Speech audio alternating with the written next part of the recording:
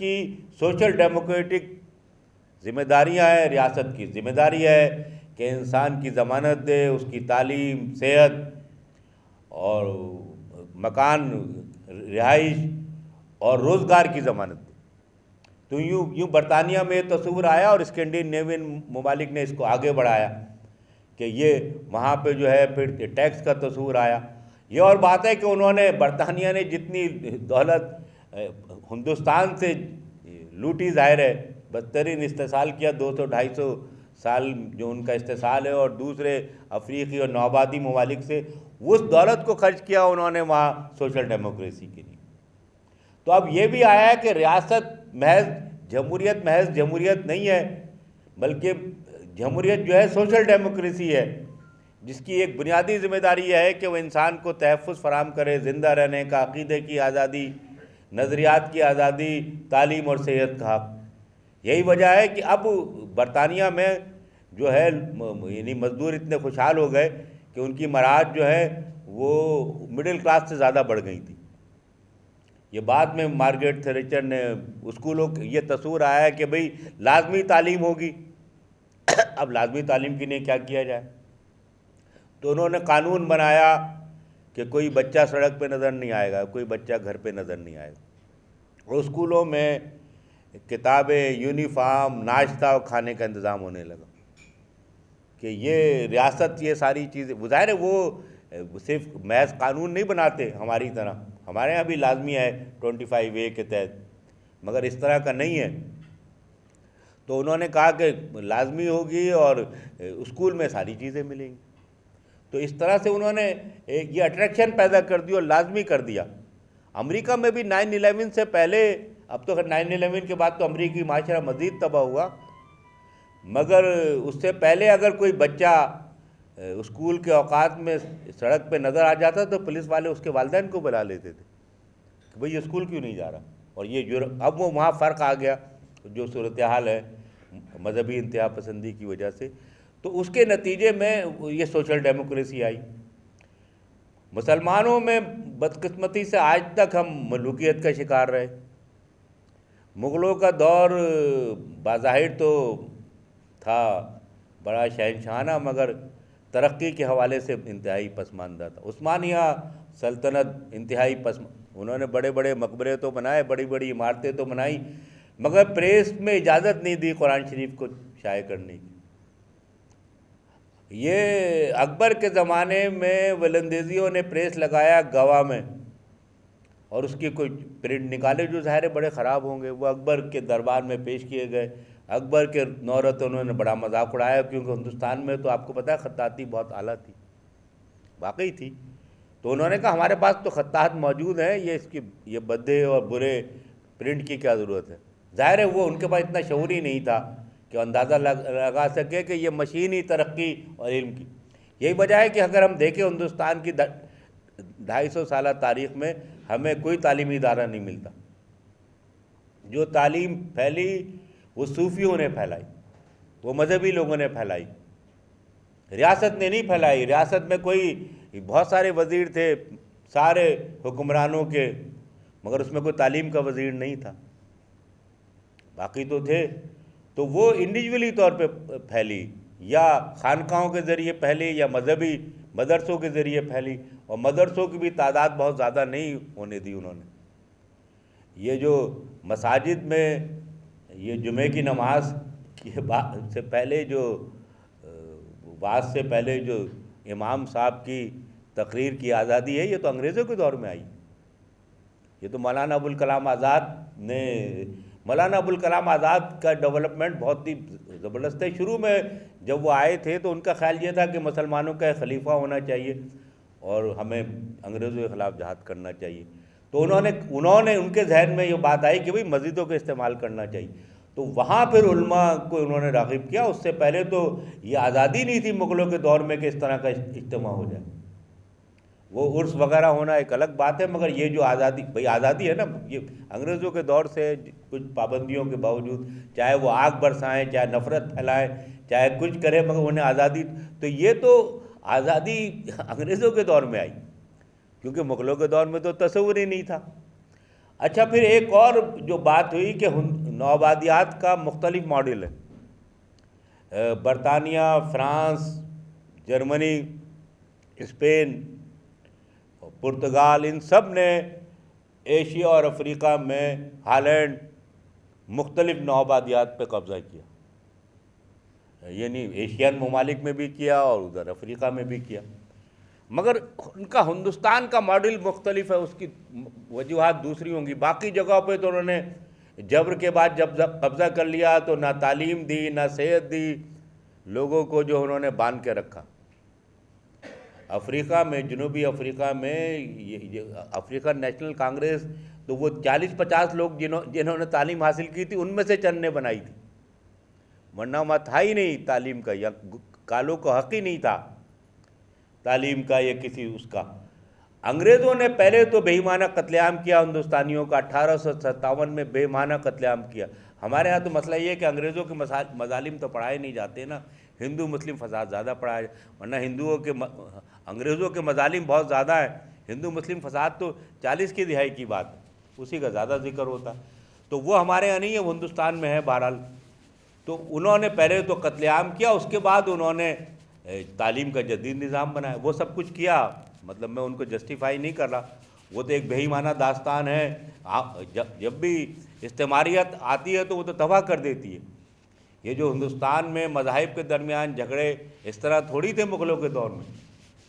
اورنگزیب ظاہر ایک تعصب پسند بادشاہ تھا، مگر اس طرح کے جھگڑے نہیں تھے. اکبر نے تو کوشش کی تھی کہ تمام لوگ، یہ جھگڑوں کی جو بنیاد رکھی ہے انگریزوں نے رکھی، فرقوں کے درمیان، اور وہ الگ موضوع ہے مذاہب کے درمیان و فساد کرانے کی. یہ سب تو کیا انہوں نے، مگر انہوں نے اپنی ضرورت کے تحت جدید تعلیمی نظام نافذ کیا جو کہیں اور نہیں کیا تھا انہوں نے. پھر جدید انتظامی اور عدالتی نظام قائم کیا، اور ریل چلائی کلکتہ سے لے کر، سب سے پہلے کلکتہ سے ریل چلی دہلی تک. پہلے ہندوستان میں سفر بہت ہی مشکل تھا. مرزا غالب کے خطوط اگر کسی نے پڑھے ہوں تو انہیں 9 مہینے لگے دہلی سے کلکتہ جانے میں، جو اپنی پینشن منظور کرانے گئے تھے وہ واحد سرائے کے پاس. تو وہ 14-15 دن میں ہو گیا. تو ریل چلنے سے موبلٹی بڑھ گئی، کارخانے لگنے لگے، مڈل کلاس وجود میں آ گئی. اخبار نکالے انگریزوں نے، اخبار بھی انگریزوں نے نکالا. سب سے پہلا اخبار جو نکالا وہ ایک کمپنی کے سابق ملازم نے نکالا. کوئی ہے میرا اسٹوڈنٹ اس میں یاد ہے کسی کو؟ جیمس اگس ہکی کا نام. تو وہ پہلا اخبار انہوں نے ہی نکالا. تو یہ مختلف ماڈل رہا. تو ہندوستان میں جمہوریت انگریزوں کی طرف سے آئی. پہلا بلدیاتی نظام بھی انگریزوں نے بنایا، اور وہ بلدیاتی نظام یہ ہماری پیپلز پارٹی کے نظام سے بہت زیادہ بہتر تھا. نچلی سطح تک کا جو پہلا بلدیاتی نظام ہے وہ کراچی انگریزوں نے نافذ کیا. تو اس کے نتیجے میں سیاسی جماعتیں بنی، اور سیاسی جماعتیں پہلے کانگریس بھی انہوں نے بنائی، سیاسی جماعتیں بھی انہوں نے بنائی. ایک انگریز نے کانگریس بنائی نا، بعد میں اس پہ ہندوستانیوں نے قبضہ کر لیا اور ایک طویل جدوجہد، اس طرح مسلم لیگ بنی، کمیونسٹ پارٹی بنی. تو یہ سارا معاملہ ہندوستان میں ہوا یہ ماڈل. پھر اس میں محمد علی جناح کا کردار آتا. جناح صاحب کی زندگی 1940 تک آزادی اظہار، خواتین کی آزادی اور مزدوروں کی آزادی کے لیے بہت زیادہ کام کیا انہوں نے. تو وہ تو ایک زمانے تک جمہوریت کے بہت بڑے حامی تھے. انہوں نے کثیری کا مقدمہ لڑایا، ایک ہندو کا بال گنگا دھر تلک کا، جنہیں انگریزوں نے اس کے اخبار کو بند کر دیا تھا. مستقل وہ آزادی صحافت کی بات کرتے. خواتین کی آزادی کی بنیاد بھی انہوں نے ڈالی. جو پسند کی شادی کا فیصلہ ہے ان کا اور رتی کا ہی ہے جو بمبئی ہائی کورٹ نے دیا. اس سے پہلے کوئی عدالتی فیصلہ نہیں تھا کہ ہر عورت کو اپنی پسند کی شادی کرنے. اور پھر ظاہر انہوں نے رتی کو بھی ساتھ رکھا. رتی کی زندگی کو پڑھیں تو آپ کو جناح صاحب کی زندگی سمجھ میں آ جائے گی کہ وہ کتنی ماڈرن خاتون تھی اپنے وقت کی. تو وہ اور پھر پہلا جو مزدوروں کے لیے قانون بنا وہ بھی جناح صاحب نے بنایا. تو ہمیں تو ورثے میں جمہوریت ملی.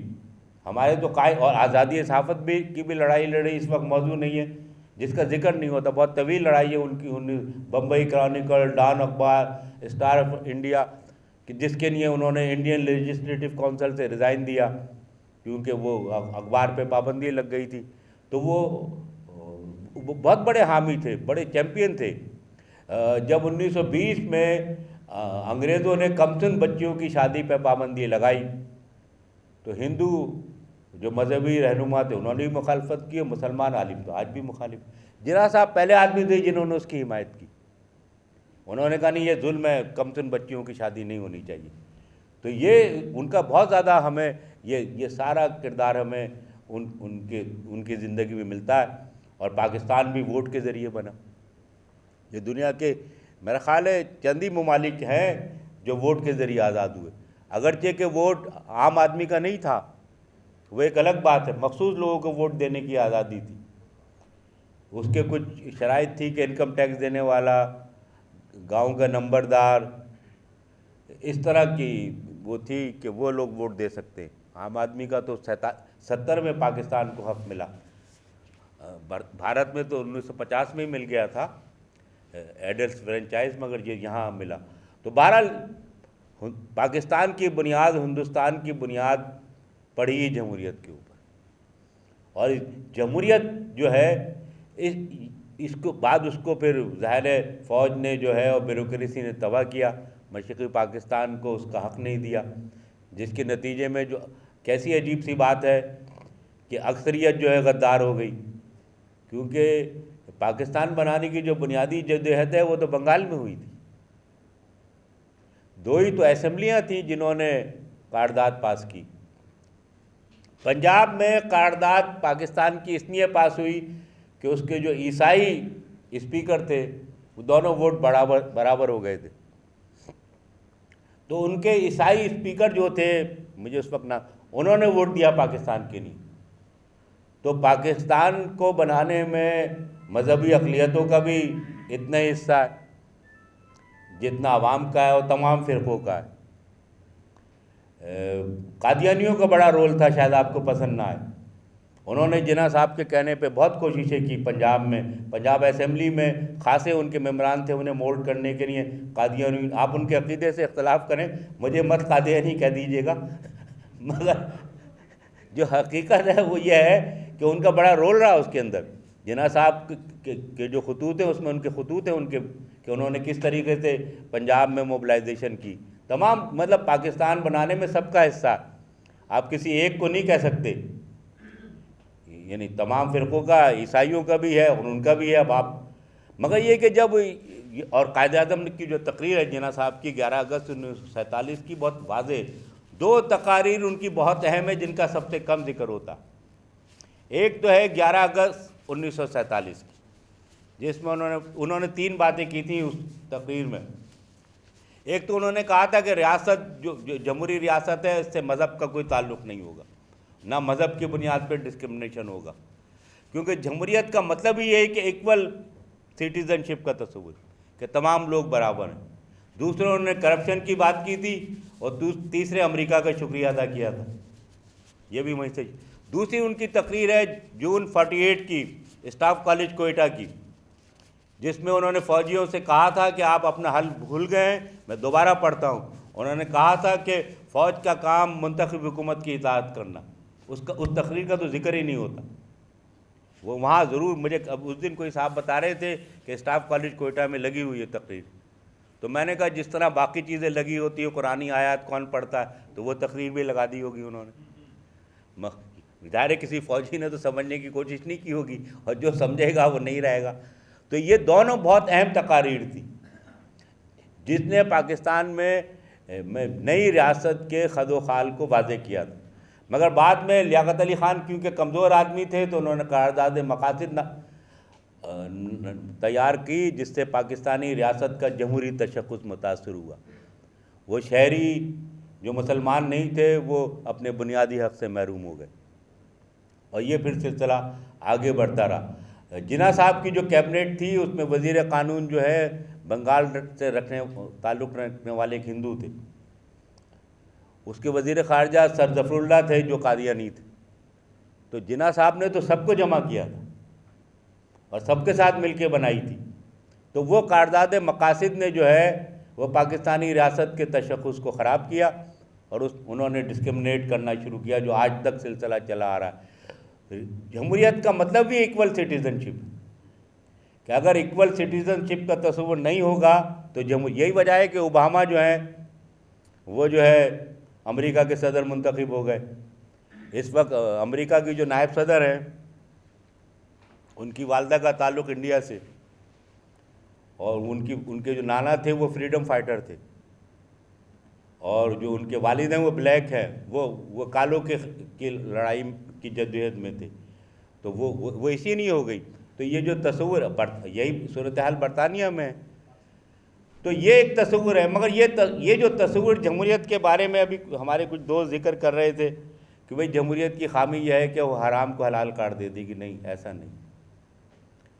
یہ تصور بنیادی طور پہ غلط ہے. جمہوریت میں عوام منتخب کرتے ہیں اپنے نمائندوں کو، تو وہ نمائندے وہ عوام کی نمائندگی کرتے ہیں، تو وہ عوام کے عقیدے کے خلاف کوئی قانون نہیں بنا سکتے.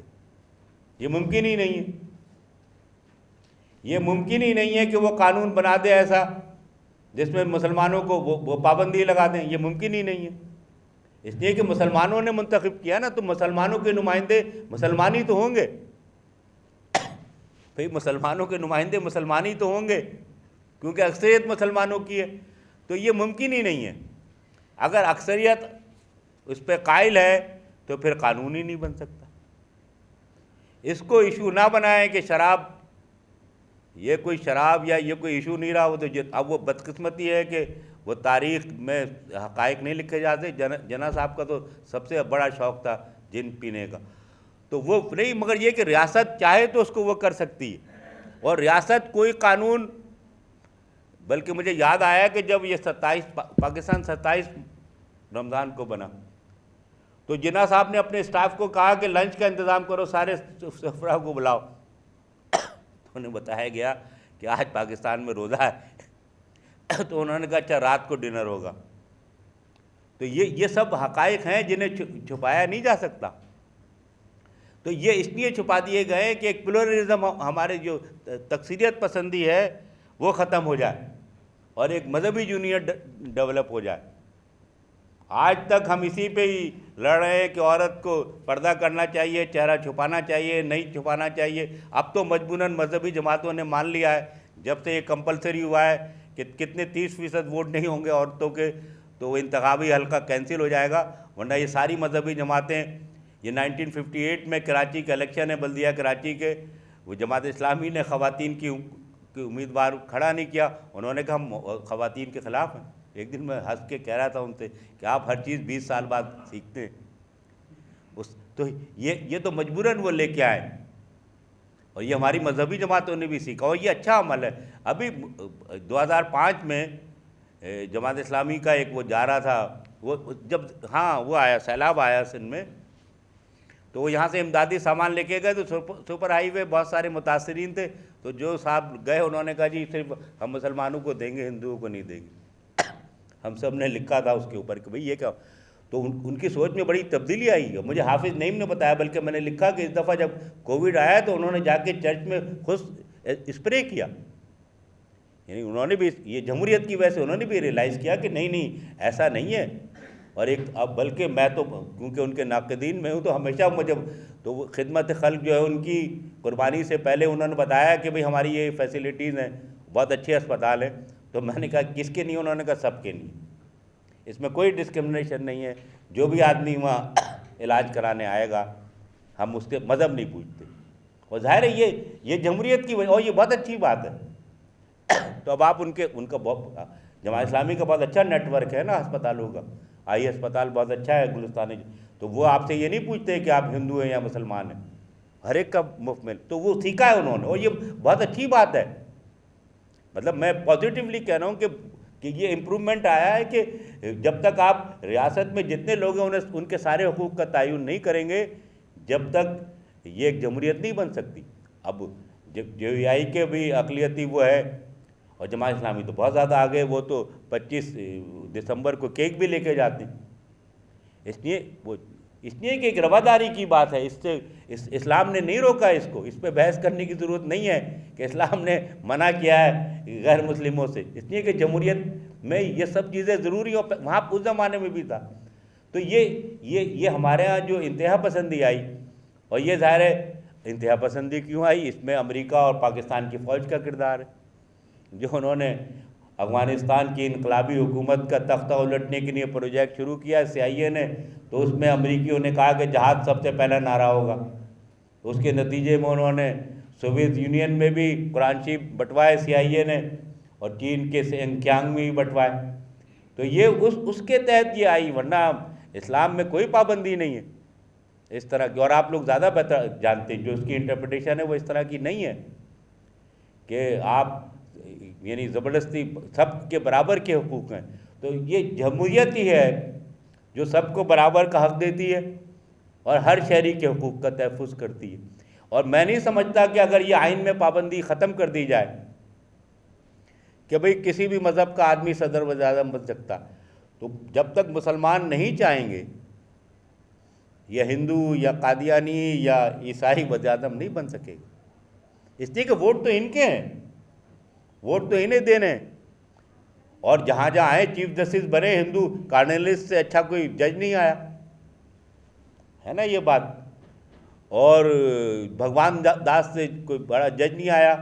جناح صاحب کے جو ڈاکٹر تھے چھاگلا، انہیں پتا تھا کہ جناح صاحب کے پھیپھڑے ختم ہو رہے ہیں، اور وہ تھے وہ اپنے پارسی، مگر انہوں نے اسے ڈسکلوز نہیں کیا۔ اگر وہ ڈسکلوز کر دیتے تو پاکستان نہیں بنتا۔ یہ اس نے اپنے کوڈ آف کنڈکٹ کی پابندی کی نا، یہ بڑا مشہور واقعہ، کیونکہ وہ ظاہر TB کے ایکسپرٹ تھے۔ تو ایسا نہیں ہے، تو یہ ایسا نہیں ہو سکتا کہ اگر یہ بات ختم کر دی جائے تو یہ ہوگا کہ ہندو آ جائیں گے، ایسا نہیں ہوگا تو وہی جو اکثریت چاہیے۔ اکثریت اگر کسی کو منتخب کرتی ہے تو وہ ایک الگ، مگر اکثریت کیوں کرے گی؟ اور اگر کوئی اچھا آدمی ہے، اگر وہ ہو بھی جائے گا وزیر یا وزیر اعظم، تو کیا اگر وہ اچھا کام کر رہا، چاہے وہ کوئی بھی ہو، میرا خیال ہے مجھے تو کوئی اعتراض نہیں کہ اگر وہ قانون اور آئین کے دائرے میں کام کر رہا تو اس میں، مگر یہ کہ وہ ایسا ہوگا نہیں، یہ تو ایک آئیڈیل بات ہے، اس لیے کہ اکثریت کو فیصلہ کرنا، اور اکثریت مسلمانوں کی، اور آئین میں لکھا ہوا ہے کہ ہر شخص کو اس کے مذہب کی آزادی ہے، تو اکثریت کو مذہب کی آزادی۔ تو جب آزادی ہے تو پھر اس پہ ہمیں خوف کی کیا ضرورت ہے؟ تو یہ کیونکہ ایک خاص قسم کی صورتحال پیدا کی گئی جنونیت کی طرف سے، پاکستانی ریاست کا ہتھیار ہے انتہا پسندی۔ وہ چاہتے ہیں کہ انتہا پسندی کا جو پریشر گروپ ہے ان کے پاس رہے، جب چاہے انہیں اس سے آگے بڑھا دیں اور اپنا مقصد حاصل کریں۔ نواز شریف کی حکومت کو ختم کرنا ہو تو لبیک والوں کو آگے بڑھا دیں، اور اس کے بعد جب وہ بات نہ سنیں تو ان کی پٹائی کریں۔ طالبان کو پہلے پیدا کریں، اور جب وہ دیکھیں کہ طالبان نہیں آ رہے، MQM کے جنونیوں کو، جنگجوؤں کو وہ ہتھیار دلوائیں، اور جب دیکھیں کہ معاملہ خراب ہو گیا تو اس کو مارنے کا بھی پروجیکٹ لے لیں۔ تو یہ سب اس وجہ سے، یہ نہیں ہے کوئی اس کی وجہ سے۔ اور ہمیشہ سے اسلام میں تو ہمیشہ سے رواداری ہے، اس میں تو کوئی نفرت کا تصور ہی نہیں ہے۔